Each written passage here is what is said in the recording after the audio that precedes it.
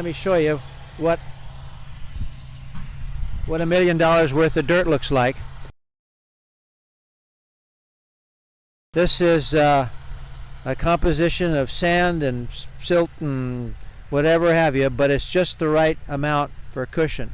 And the guy that really has done all the work on this, our own track superintendent, Dennis Moore.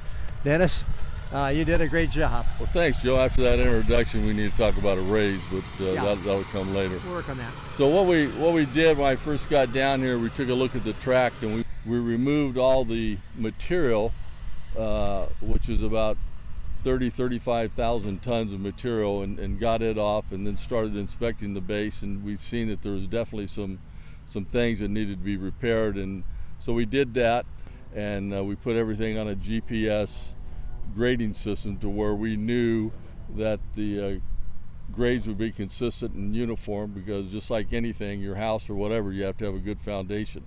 So once we've got that done, we brought in some base material, made sure we had that uniform and consistent, and we put about 6 inches of base material on top of the compacted fill, and then from there we put our cushion material back on, again using the GPS to make sure that we got everything level and graded.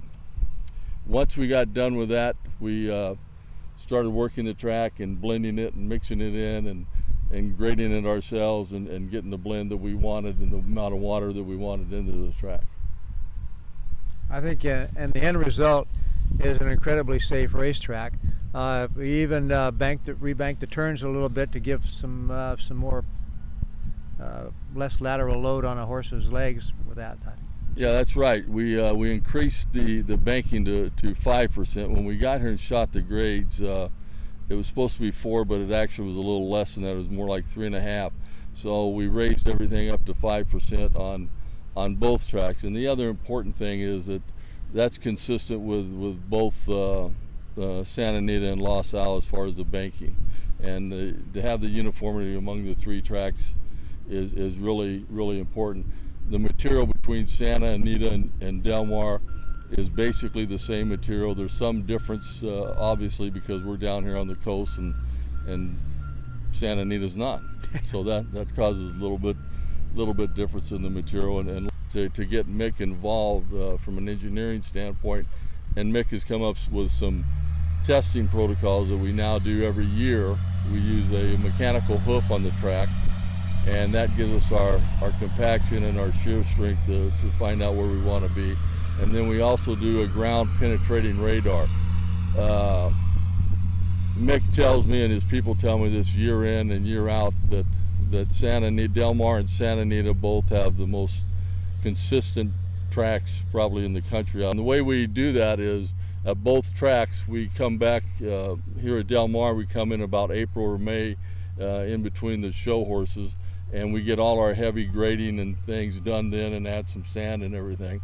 So that once the fair is done here at Del Mar, everybody always says, well, you don't have enough time. Well, what they don't realize is we spend about 2 or 3 weeks in April and May getting all the heavy work done. So once the fair's over, we get in here and rip and rotivate the track, and then just keep watering it and harrowing it and cutting it and getting it to where we want to be, with the number one goal is safety for the riders and the horses.